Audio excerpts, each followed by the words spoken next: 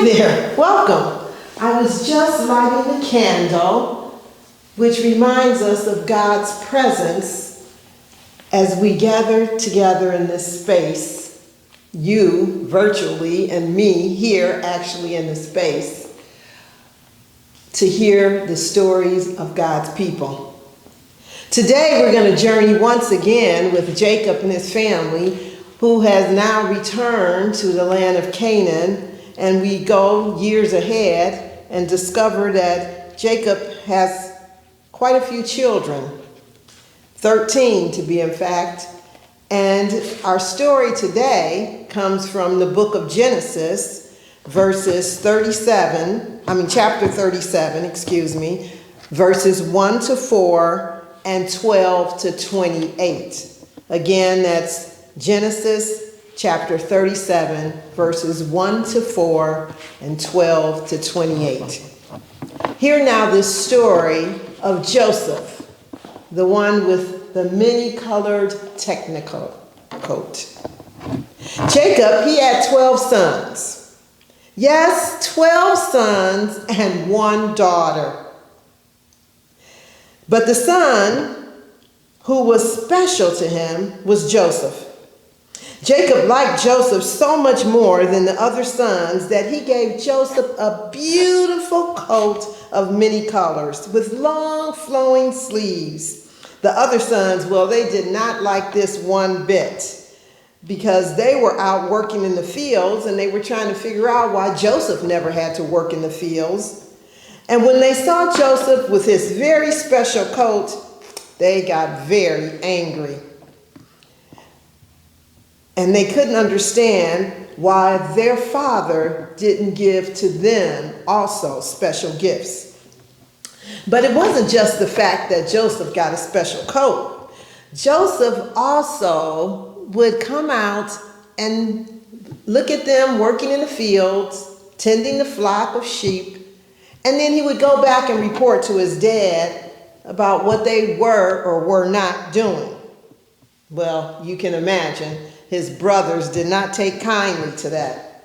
So one day, while his brothers were out in the field with the flock, Jacob called for Joseph and said, "Joseph, go out and see what your brothers are doing and make sure that everything is all right." So Joseph did as his father asked. He went out in the field to see if everything was all right. And when he got to the place where he thought his brothers were going to be, they weren't there. But there was a man passing by, and so he asked him, had he seen his brothers? Did he know where they might be? And he goes, "Yes, they're over by Dothan." And sure enough, Joseph went there and he found them. But the brothers saw Joseph coming off before he got there. And they were like, "Oh, here he comes again to go back and tell our dad what it is we've been doing."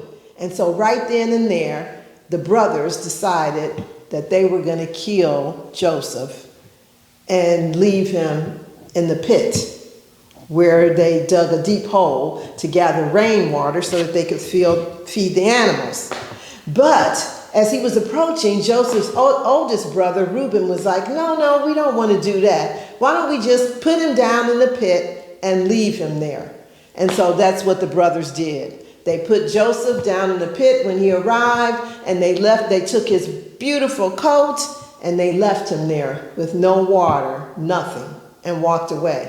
As they walked away, though, they ran into a band of traders.